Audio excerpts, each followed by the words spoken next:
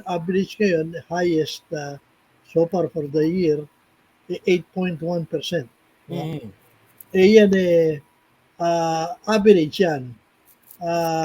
Pero pa sa kaalaman ng mga taga-NCR, ang NCR halos hindi gumalaw mula noong November hanggang December. Nasa 7.6 pa rin. Ang nagbitbit ang malaki, yung region Western Visayas. Nasa 10 plus sila. Yung bababa naman yung sa Muslim Mindanao, ano? So pag in-average mo yan, nagiging 8.1.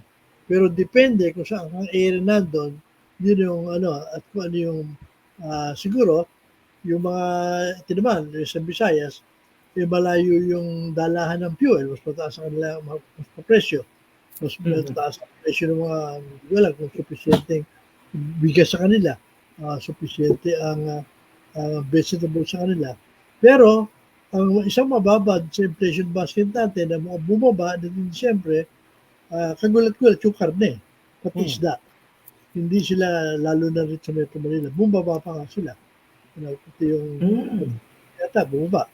So, yun ang malaking component na number 3 ay yung transportasyon. Nagawa naman ng fuel yan, kupado lahat.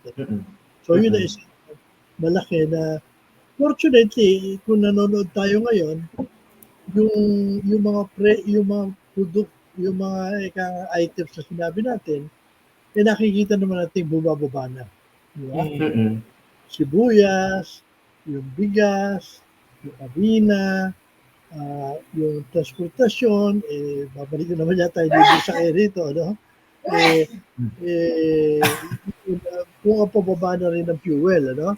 At hopefully, nabasa ko kanina sa mga releases, si Presidente nakikipag-usap sa China, mukhang bibigyan tayo ng fuel.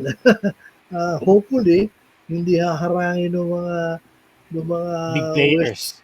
Bibigyan tayo na tayo dahil naharang nila yan. Pagka yan nakakuha tayo sa China, malaking ibababa ng fuel cost natin.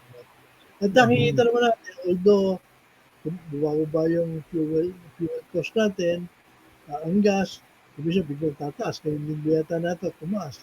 Pero next time around, bababa naman yan. So, malaki na ang pinagbago sa kataasan.